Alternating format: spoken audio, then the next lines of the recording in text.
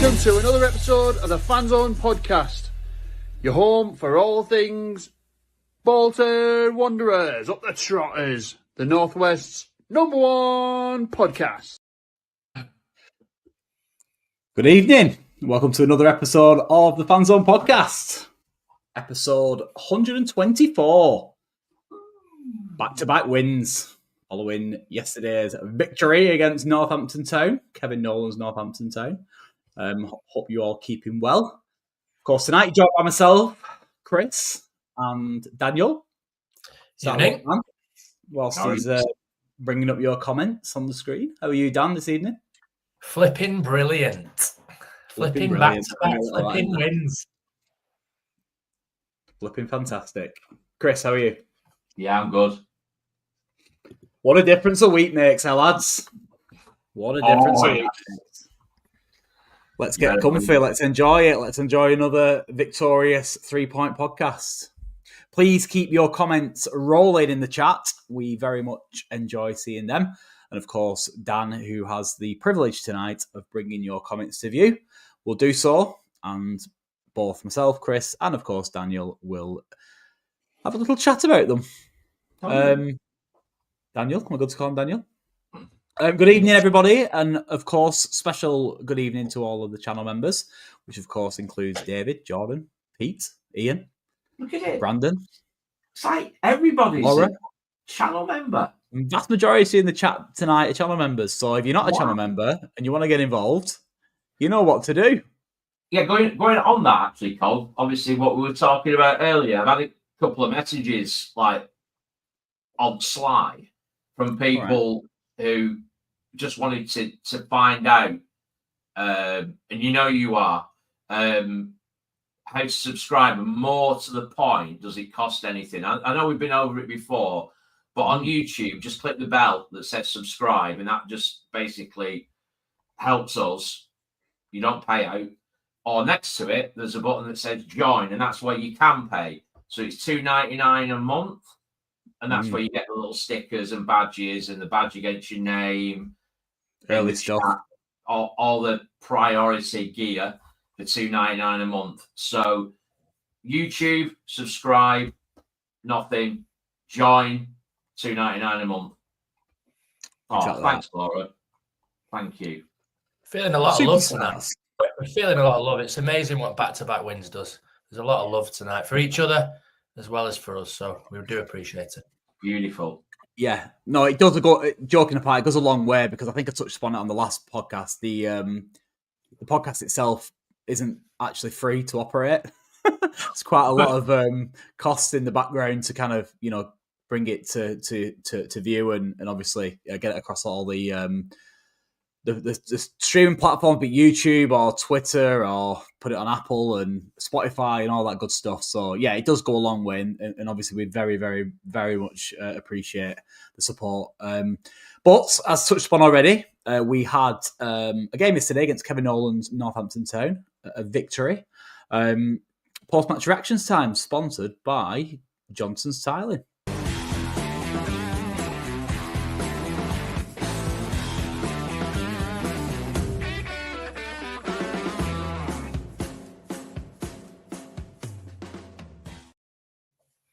"93 people have joined us so far this evening, Chris, and I'm sure all of them are very keen to get your thoughts and opinions on yesterday's victory against Northampton.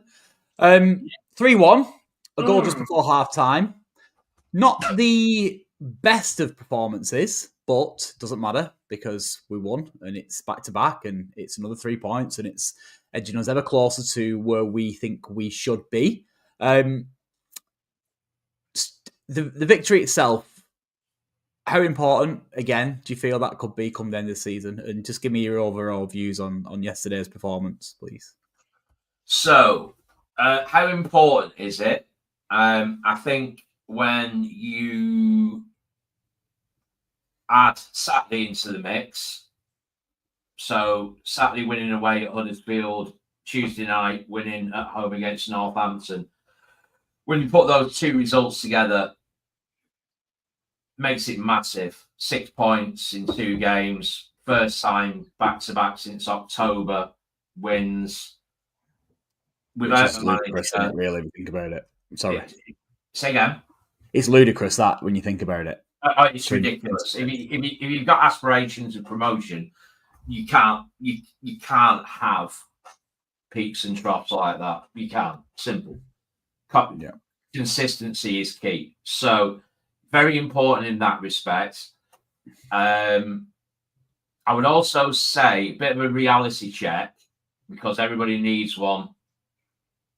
Everett said one thing that was right. He's never get too high with the highs, too low with the lows. It was a pretty poor performance last night. I think that performance during the Everett tenure would have had comments such as papering over cracks associated to it. Yeah. However, and I'll caveat that, when the team are battling like that and working for each other, grafting the nuts off like they did last night, it makes a massive difference regardless of who is in charge. And they showed it again last night in spades, how they can work for each other when, let's be realistic, we're not playing at our best. Obviously, less possession, more shots on goal with less possession, but we weren't. I mean, that second half was a struggle. It really, really was. It was hard to watch at times, but when we needed to, we showed our quality and we came through. So massive in what is a difficult time. Management-wise, support-wise, uncertainty for the players, who's going to be their manager. There's a load of factors you can lump into it, but all in all, despite that, reality check, over the moon. Moon. Dan, new manager imminent. We won't get into who it is or who we think it is or who we might know it is, etc., because we aren't that podcast and we aren't that in the know, as Chris likes to say. But the job of the new gaffer is quite a big one. Obviously, the temporary gaffer, Mr. Darby, has put us in a really strong position. But what is on his agenda going into this new role? What do you think the first thing is going to be that he's going to have to address? Be it tactically, be it keeping things simple? What's your opinions on that? I think it's confidence, isn't it? I think confidence has been fragile for a number of months now. And I think if we can build the confidence and galvanise the squad, obviously back-to-back wins certainly do go a long way to help that. So testament to Mr. Darby for doing that. I mean, as Chris has said, last night wasn't a vintage performance. And again, should that have been in the Everett era, we probably would have lost that, or it would have been a paper over the cracks type of performance. But as Julian said in his post-match, we'll play better than that and get beat, or we'll come away with nothing. So we've got to take the points, especially now we're getting into the business end of the season. Points matter more than performances. So to grind out a result like that when we're not at our best, we'll take and run, because even early on in the season, we have played better than that and come away with nothing. So I think it's just about galvanising the squad, giving them belief, giving them freedom, but also just trying to build that confidence again. And I think, as we've had with Julian, a fresh voice, fresh ideas, just gives everybody a new impetus to go again. And it's evident, with what happened on Saturday. They did give a lot on Saturday, which is probably the reason why last night's performance wasn't 100%. But the reaction after the game, the fans on Saturday, the warm-up before the game on Saturday, everything just tells you that it's a big relief of what's gone on and what's happened. And hopefully now the new manager can come in after back-to-back wins. Hopefully we get it sorted today, tomorrow, and we're just awaiting the announcement. So then we're going into a game against Reading, who aren't firing. As Statman will tell you, Noel Hunt's not really won that many in his first 10 or 12 games in charge. So if we can go down there and pick a point up and, first game for the new gaffer, hopefully we can kick on, because we are now level on points with 6th, 4 points off fourth, and even 8 points off third place Wrexham. We're not a million miles away. I know there's a lot of football to be played. We've still got a few days left in the window, but I'm confident that even if we go into this window, go into the rest of the season with the team we've got, we can certainly make a good go of it. Yeah.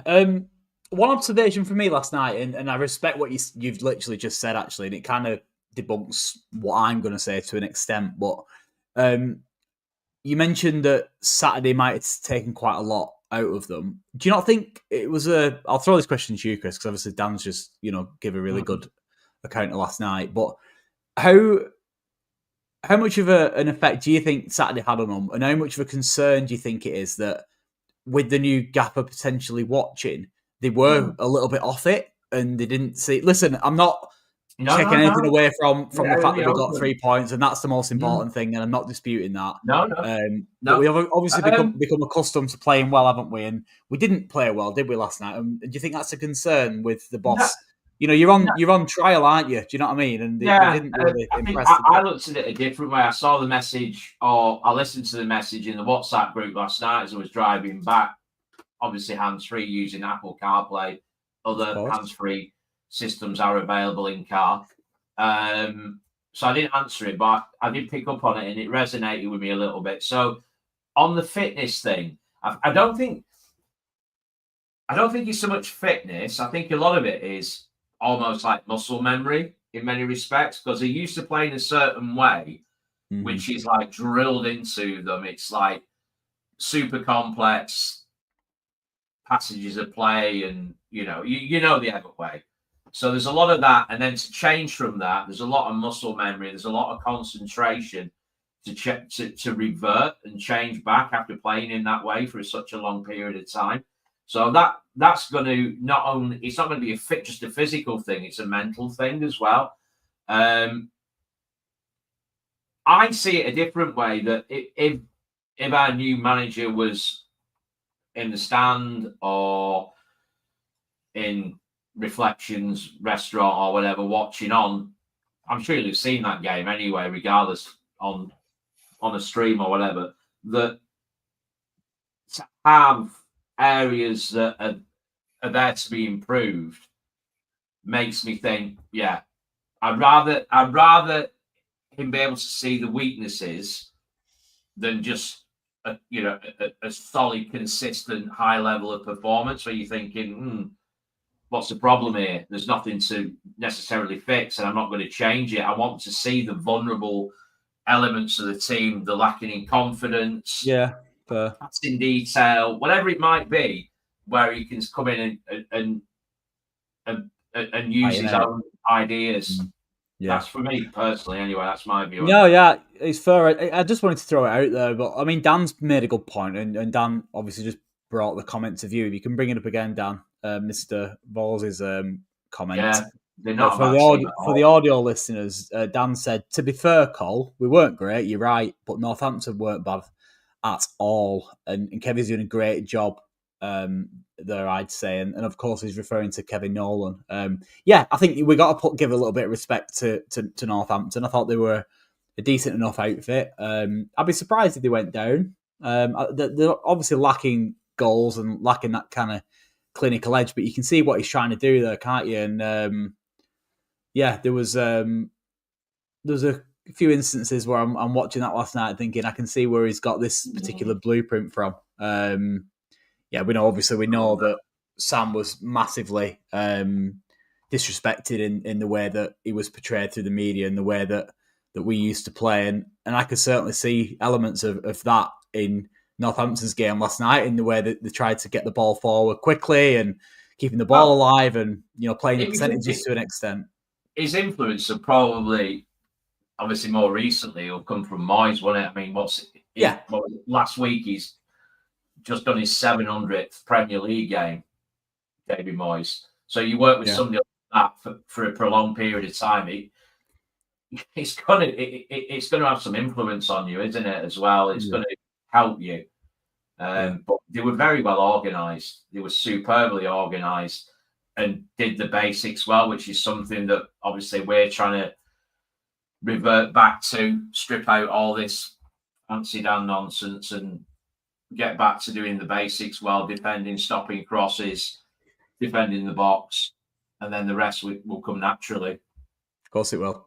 145 people are currently watching or listening to tonight's podcast, so thank you very much. If you could do us a massive favour and do us a bit of a like and a bit of a subscribe, that'd be greatly appreciated. If, of course, you don't do already.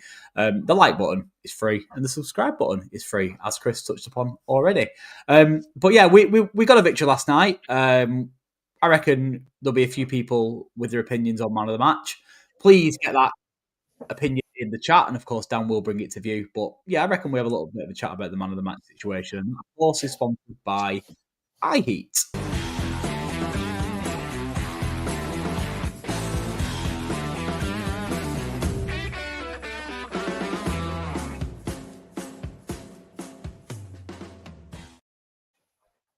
Well, yeah, obviously another victory last night. 3 points in the bag, and there's obviously some standout performances. Obviously, the veterans in the chat are already doing it, but if you haven't done it already, please put your nominations for man of the match in the chat, and we will come round to you guys shortly. But we'll just go to the guys on the panel. Who would you have selected as your main man last night, Chris?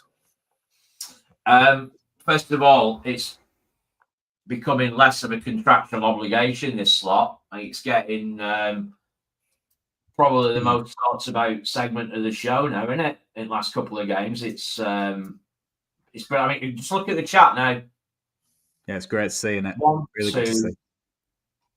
3, 4, 5 different players so far already, and the one that I'm edging towards thus far, I'm not seeing a shout for him yet.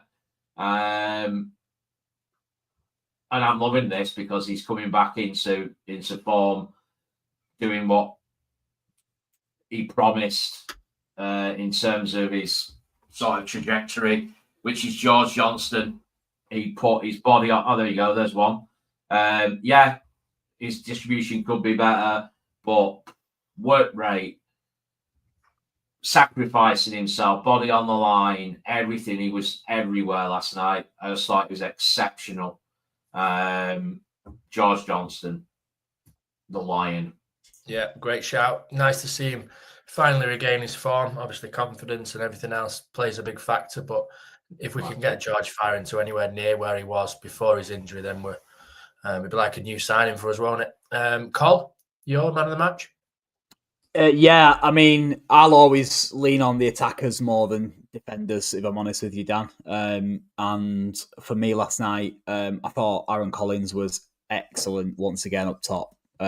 He is proving to me, I don't know about anybody else listening, and anybody else, on the panel tonight, but he's proving to me how much of a centre forward he actually is. And not this portrayed wide forward or winger or whatever, he was perceived as last season. He's beginning to lead the line very well, and I'm not sure whether or not it is the way in which Mr. Darby has had them playing in the last couple of games that suits his way of playing. He seems to be able to work his runs better than I expected him to be able to do. And lead the line as a centre forward very, very well. I think he obviously set up the goal just before half time with a perfectly timed run in behind the defence and crossed it in, of course, for the own goal.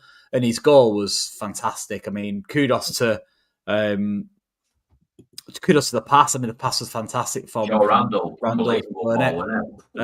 But of course, the finish still needs to be put in the back of the net, and he finished it with aplomb, didn't he? I think his goal scoring record this season speaks for itself, doesn't it?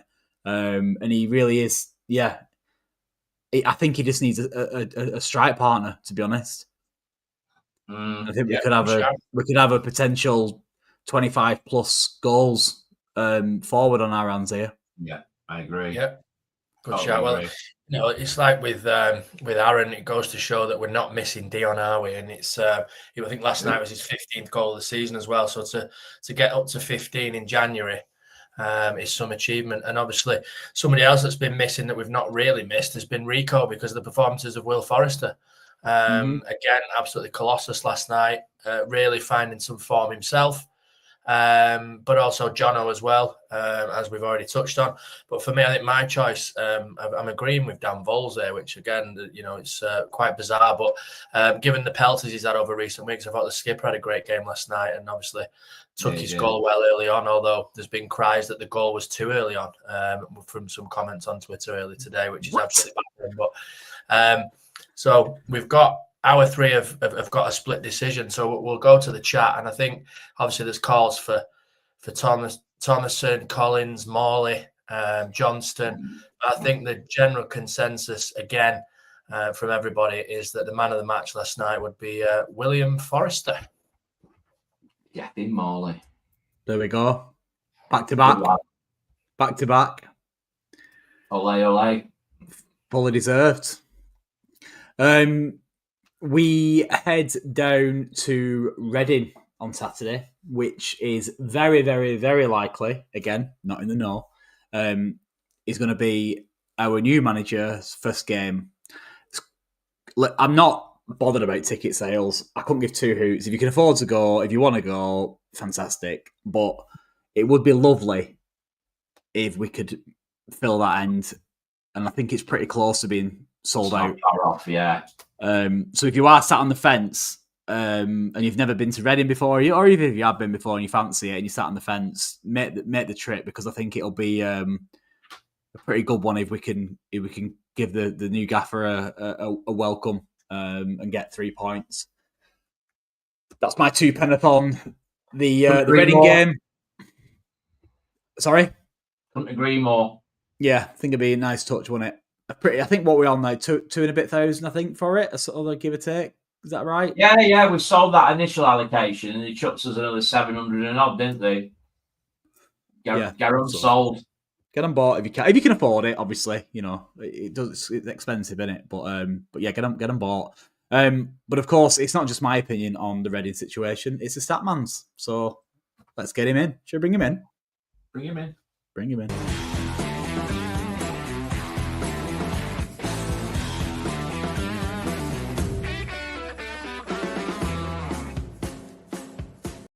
Hello everybody, welcome back to Get Stat On with the Stat Man. Of course, this segment is indeed sponsored by Jenna Louise Salmon, a local mortgage and protection broker. And you know the line, if you're buying a gaff, give her a bell. And that's about as far as my knowledge of houses go. So we'll move on to the footy. You are playing Reading next, I'm sure you're fully aware. And they've not won in 5. So, this could be quite a good game for the new manager. If there is a new manager, you probably know by now, to be honest. It may have been announced. It may not have been. Who knows? But as far as I know, there's not one yet. I reckon we probably will be in for the next game, but we shall see. Anyway, the current Reading manager is Noel Hunt. Good name. He took over in December to become permanent boss after being the under-21s boss. And he's managed 12 games. He's won 3. Lost 7 and drew 2. So it's not the best start in the world for Big Noel. But he plays he plays a 4-3-3, I should say. As you can see on the screenshot now, these are the average positions from the Bolton game. And the wing backs get well forward. That is number 30 and number 5. They're the left back and the right back. And literally just leave the 2 centre backs to deal with the press. Well, not the press, the attack, the counter, I should say. Sorry. What else? Lewis Wing is number 29. He is the more defensive of the midfielders, or he sits a bit deeper than the rest when they've got the ball. Anyway, and the wingers like to tuck inside. You can see that with the right winger, especially number 20. He is literally hugging the striker on that picture there. But anyway, that does work quite well because they're overperforming their expected goals by 9, and they've scored 42 goals, which is pretty bloody good because that's 4th in the league for goals scored compared to the rest of the teams. And they're quite clinical as well because they've only missed 19 big chances in the whole season, which is the second best in the league. So, if they get a chance, they're probably going to score, to be quite honest, which is not what you want. But I'm just bringing you the news. Do not shoot the messenger. But they do concede a lot as well, just to give you a little bit of positivity. They concede 1.5 goals a game, and that is quite a lot. They concede the third most XG, and their keeper usually has to make the second most saves.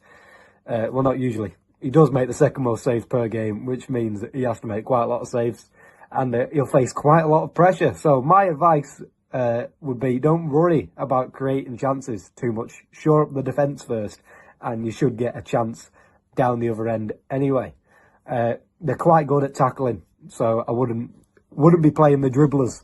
And I know we like to touch on that every episode, but yeah, this is definitely more of a passing game than a running game.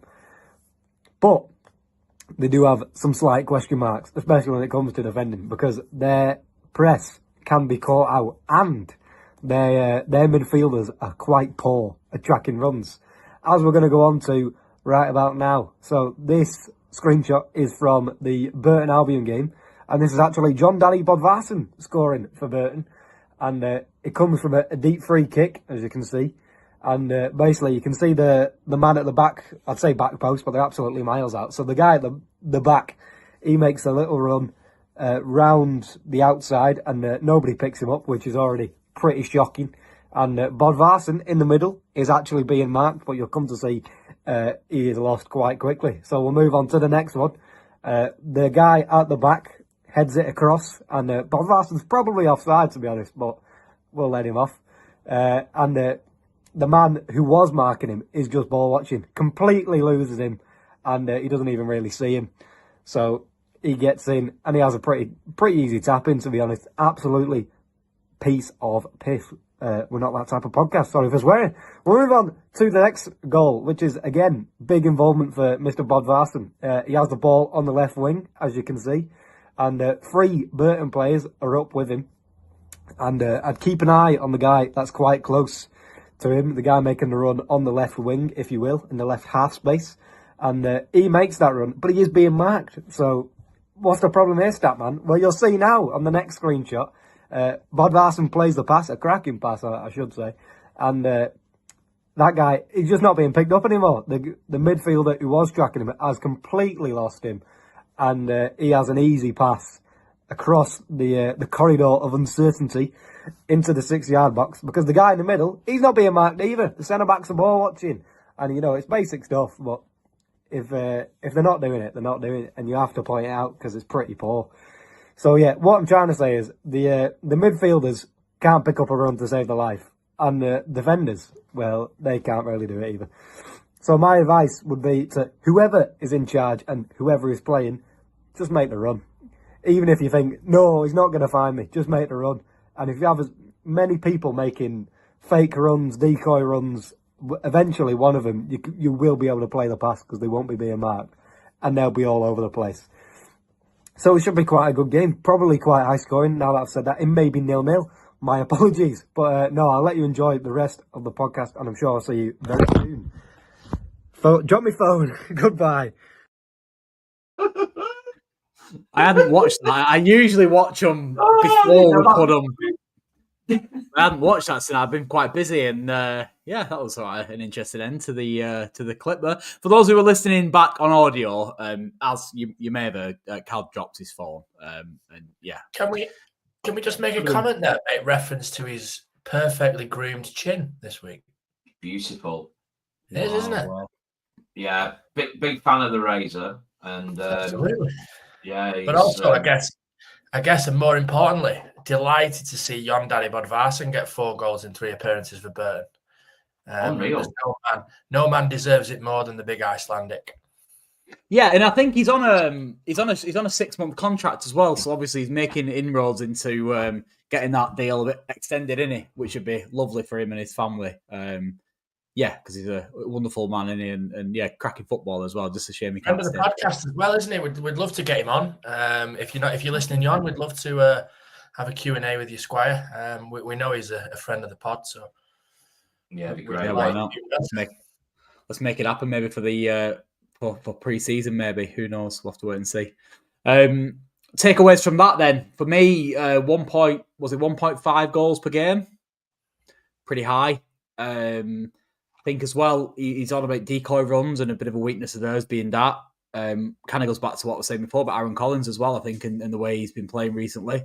That as well as obviously the wide men of Sean and Ossie Tutu potentially.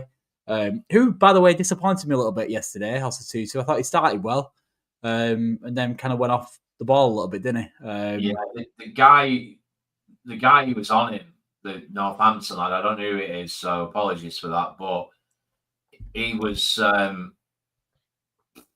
decent. He was tough. He was really tough. So yeah, it was a good battle. That's something you see as well, obviously on that touchline, wouldn't you, being so close to the noticed it a lot. He was getting really frustrated, but yeah, he's just got that burst of pace, and it's ridiculous. It's almost acceleration wise, it's up there with Connor Bradley for me. I think he's quicker than Connor, to be fair. If I'm honest. Yeah, I think he's quicker than Connor. If we can keep him fit. Yeah. Wow. Absolutely. We had a question about the Reading game. So I think I can't remember who it was mentioned. Are the Fanzone going? Did we manage to respond to that? I did. Chat? I did. It's a Fanzone away day, minus the Benz and the Dan. So me, Cole, and Angela, and representatives from our proud headline sponsor. Well done, Chris. Eco One Windows, ladies and gentlemen. So yeah, we will be in attendance at the Select Car Leasing Stadium, formerly the Majeski. Come and say hello. What do you reckon, Chris? Come and say hello. We'll say hi. Yeah. Speaking of which, I had a lovely conversation last night with a lady. I've not told you two this, actually. No. Hi. Yeah. What's wrong, did you? My missus listening. It wasn't that. It was on the way out of the grounds. A lady called Helen from West Orton pulled me, who is an advocate, shall we say, of the Fanzone podcast. She listens every single week, sometimes live, sometimes catch up. But yeah, I said to her, I'd say hello. She was very nice. She pulled me and said, "Listen, love the podcast, keep it up." So yeah, that was a lovely touch. So thank you very much for that, Helen, and thank you very much for your support, of course. 100%. Fan focus time. It's all yours, Chris. Oh yeah.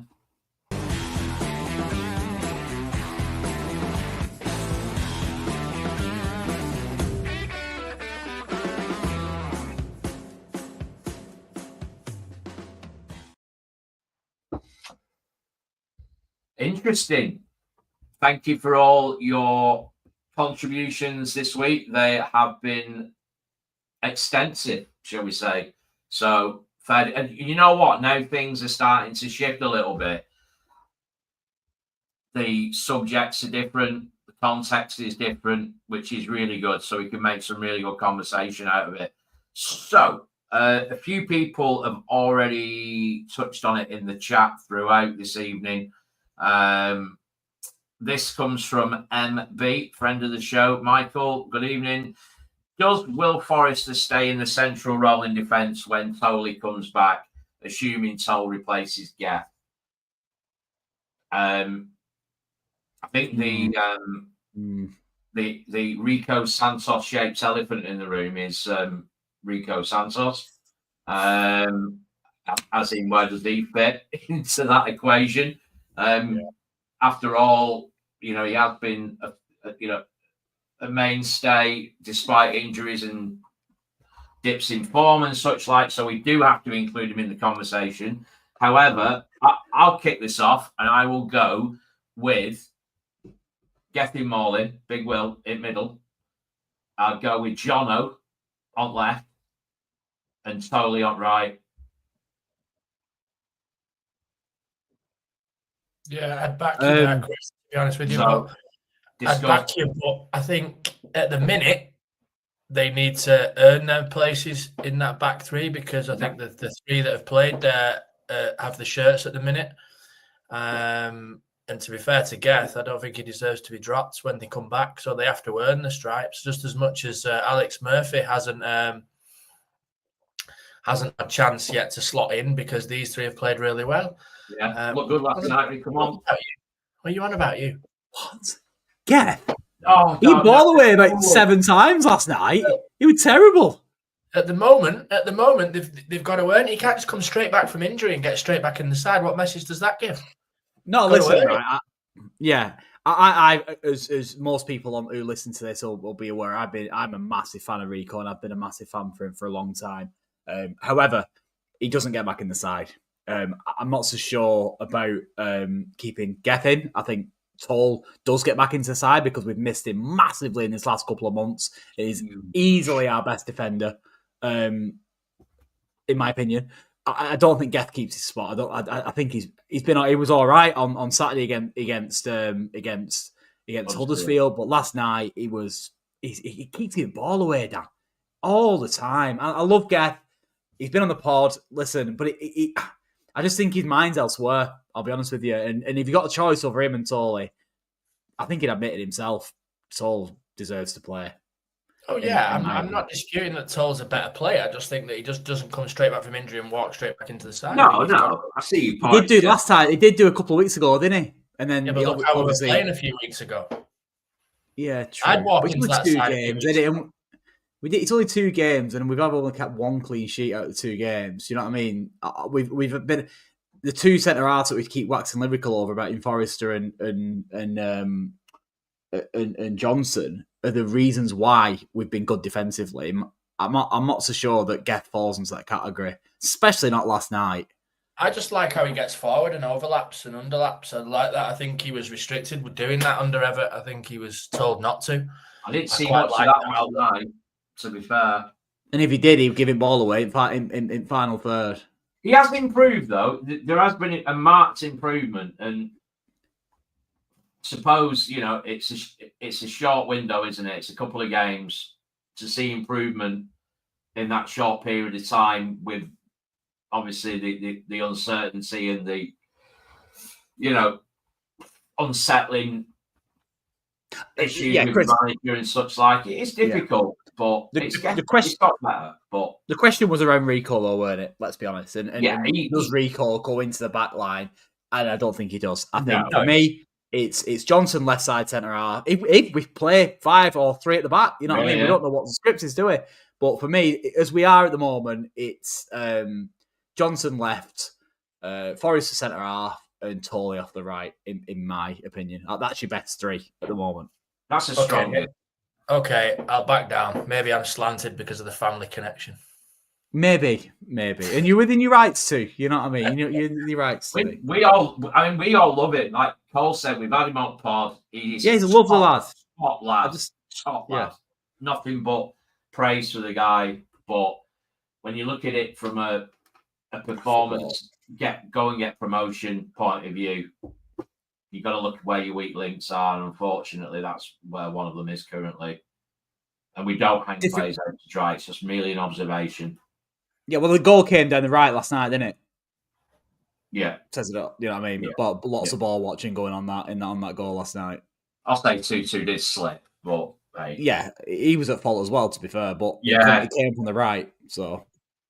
But yeah, it's a good question, and it's a it's a good conundrum to have, isn't it? To understand that you've got options. You've got people who are waiting to come in if somebody loses focus off the form dips or whatever it may be. So it's the best problem to have, and transfer window's also still open, so who knows, it might even get better. So moving on, well, Dan Volsey's point is we are infinitely better without Santos at the end. Fair enough. Fair dues, having that link. All of that opinions, isn't it? Yeah, I think it is. Davies just mentioned we've got to move on the League Two sort of cohort of players. I think, if we're progressing, we need to look at that. Ryan has asked if you had to choose one striker between Dion Charles from the 23-24 season or Collins this season, who would you choose and why? Oh, what a question. That's a brilliant question. I love them questions. Yeah. See what I'm saying about? See how the tone of all the questions has changed. It's like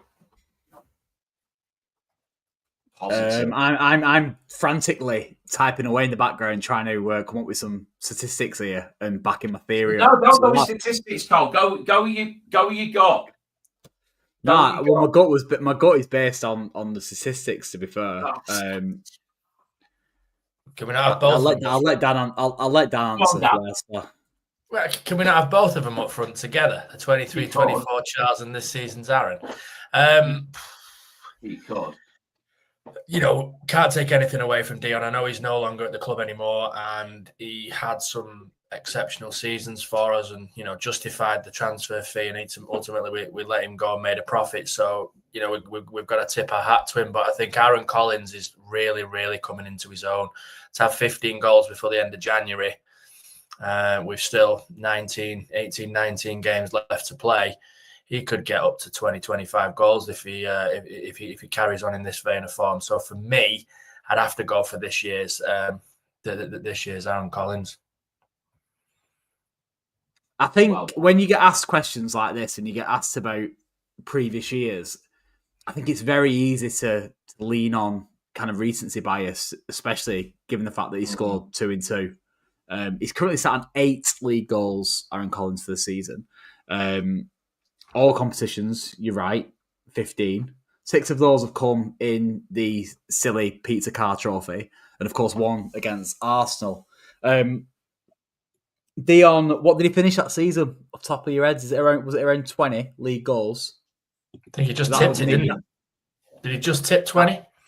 Did he just tip 20? So that would mean that, of course, Collins would need to score another 12. And can he score 12 goals in the remaining games to equal Dion Charles? I'm not so sure in league goals, to be fair.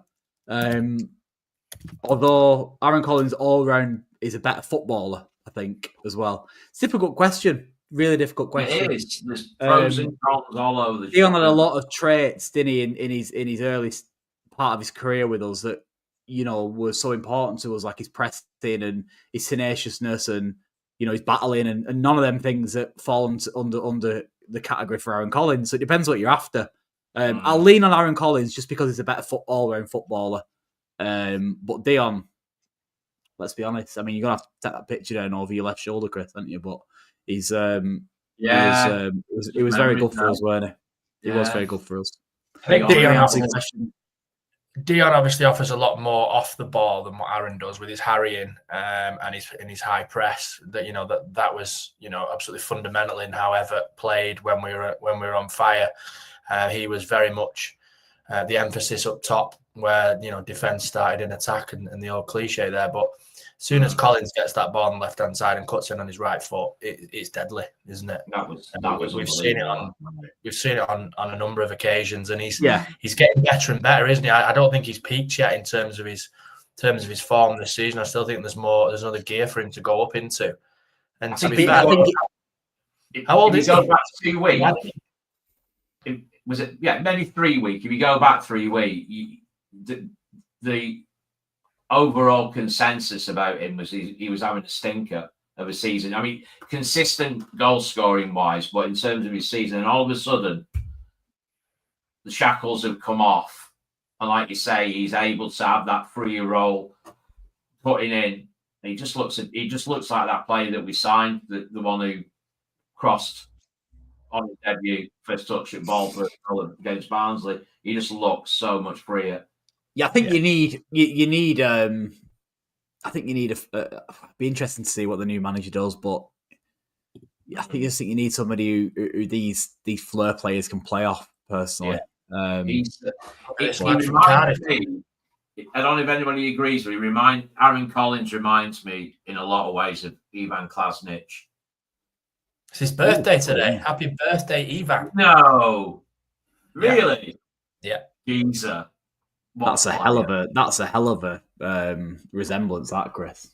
I can see where you're coming from, though. To be fair, I'm not. I am by no means saying he is as effective, prolific, as good as. But he just reminds me in a lot of ways of Klasnic.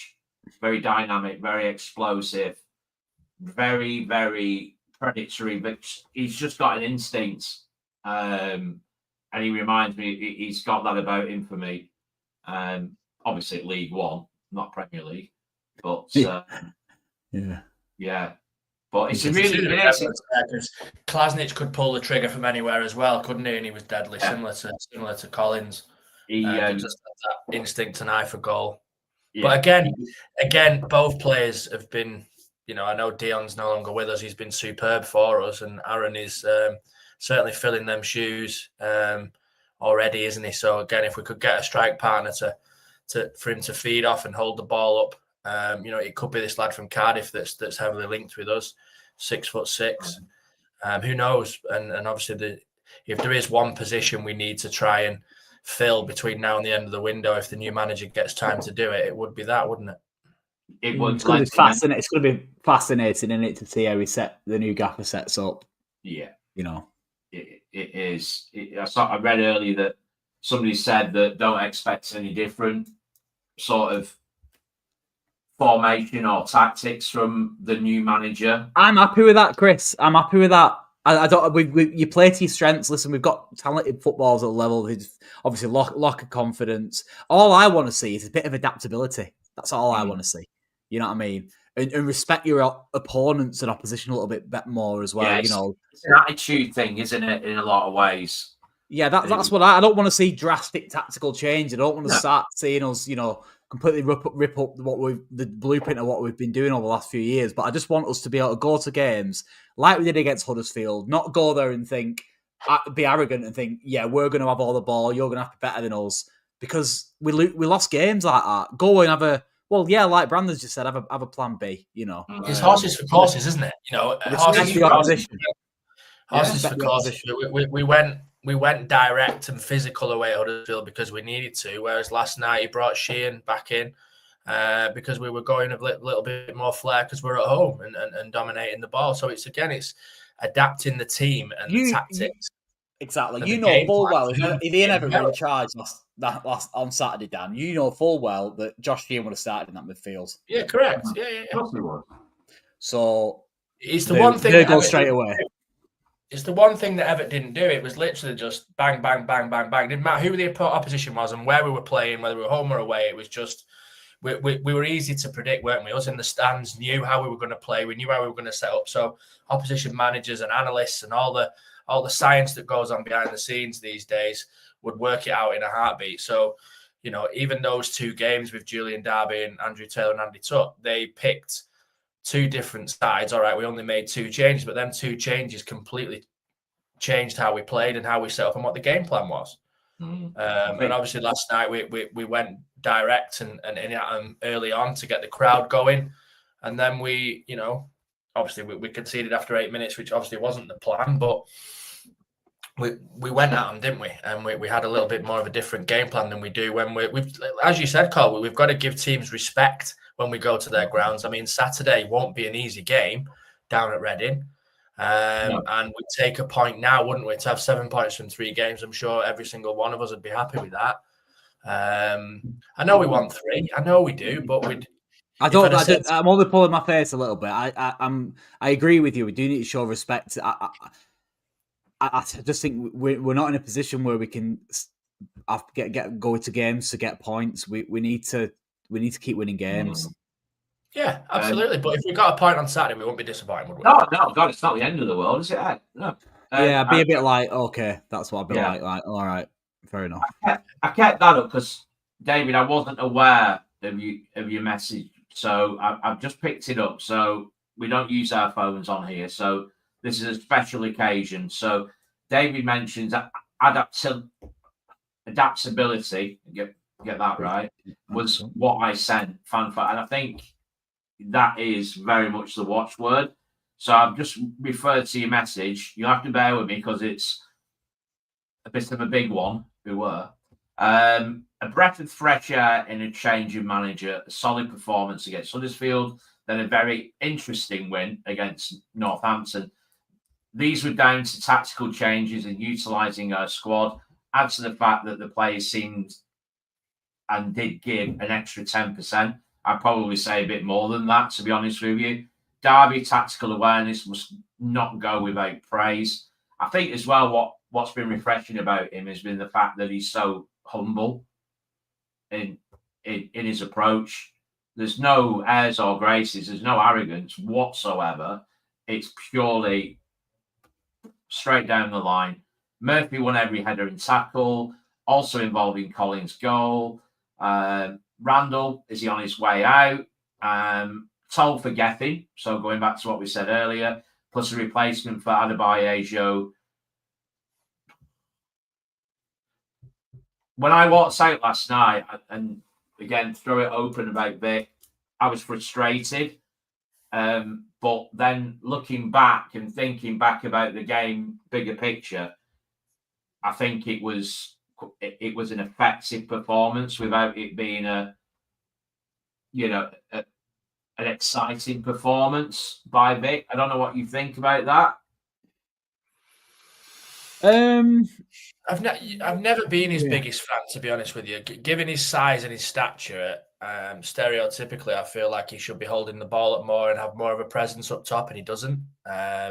Obviously, he started the season in pre-season looking like a completely different player, and we thought, here we go, he's finally found his feet, but he just seems to have gone backwards into that. And, it's one of them where if he was the player that was in pre-season, he probably would have been a mainstay in the side, because that's what we're lacking, that hold-up play that, as we've said already on the pod tonight, that somebody for Collins or even McAtee and even Dion when he was here to feed off. But to give him credit, I think the last 2 games he's played well, he's done all right. And I think when we took him off last night, we missed him. We missed that outlet, didn't we? We kind of went too defensive too early last night.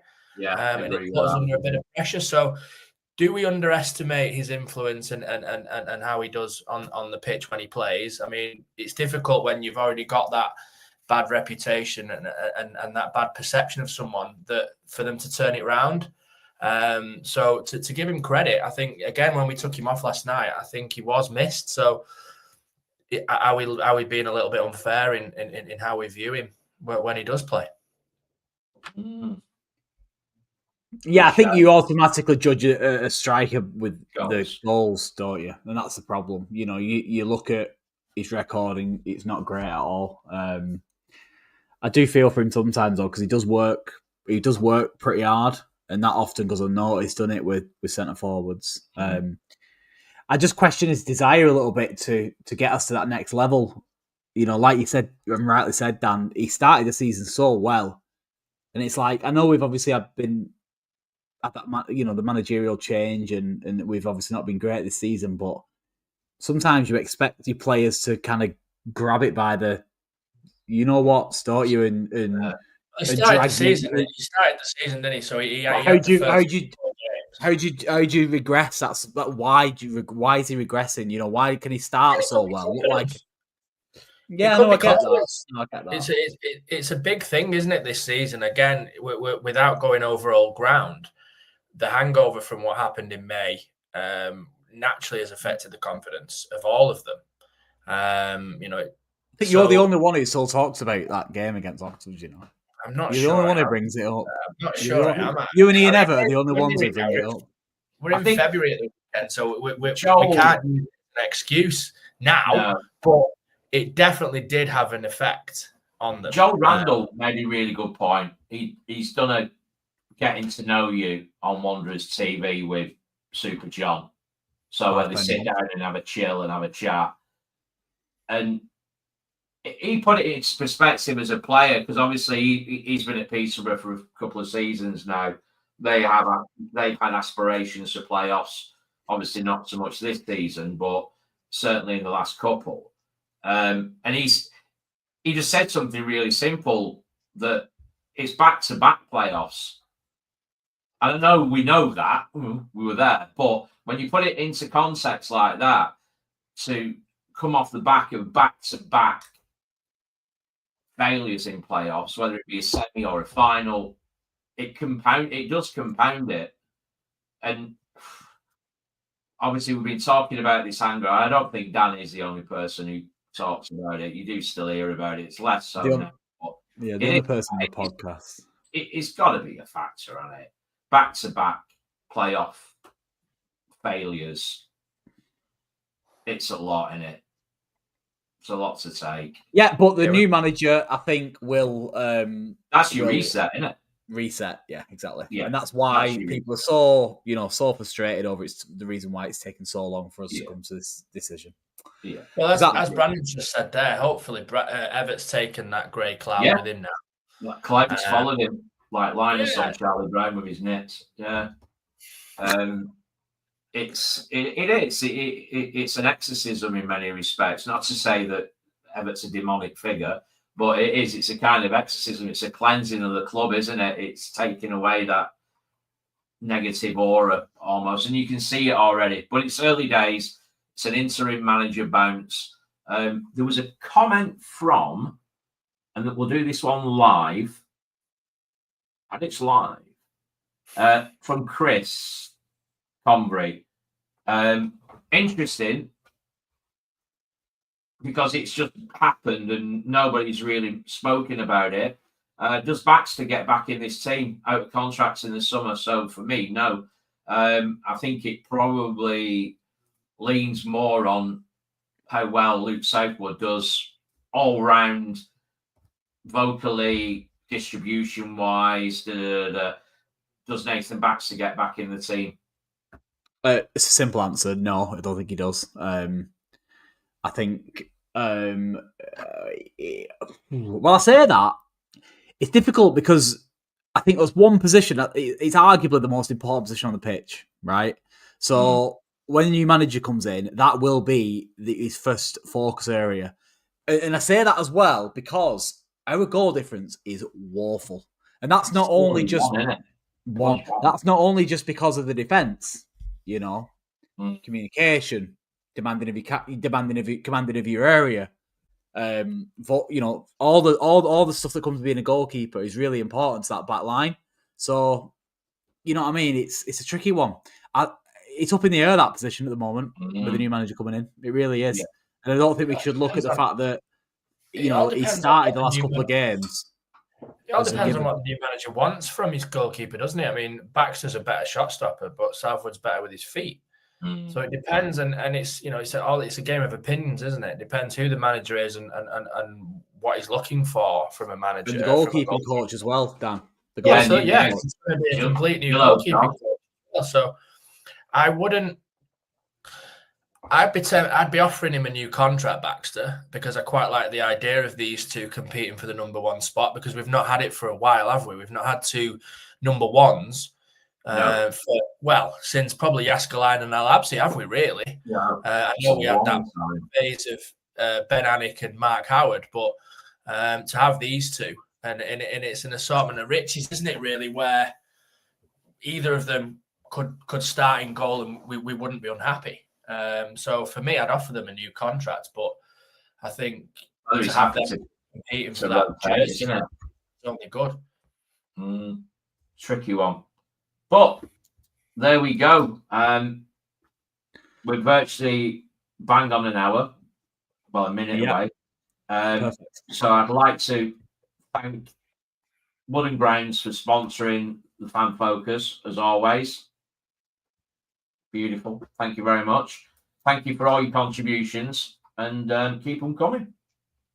Colin. Perfect. Well, that wraps up tonight's episode. I'm going to try and finish it under an hour, which is for the first time in a long, long time. Let it roll. Let it roll for about Let it roll over. An hour and 30 seconds.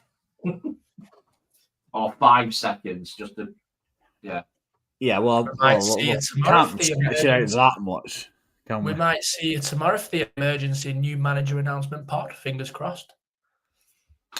Fingers crossed, indeed. I think we are going to do a quick pod. We've not really run all this by officially HR, have we, Chris? But I think it's likely that we'll do an emergency one if something gets announced. Oh, 100%. We'll probably do a phone in as well.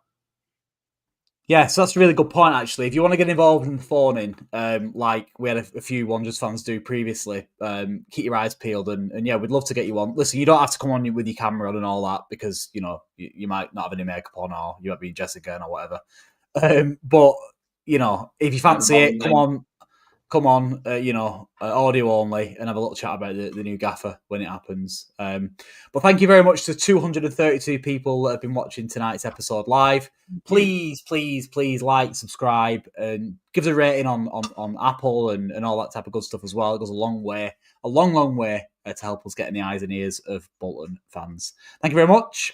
Have a lovely evening, and come on, you Whites. Good night.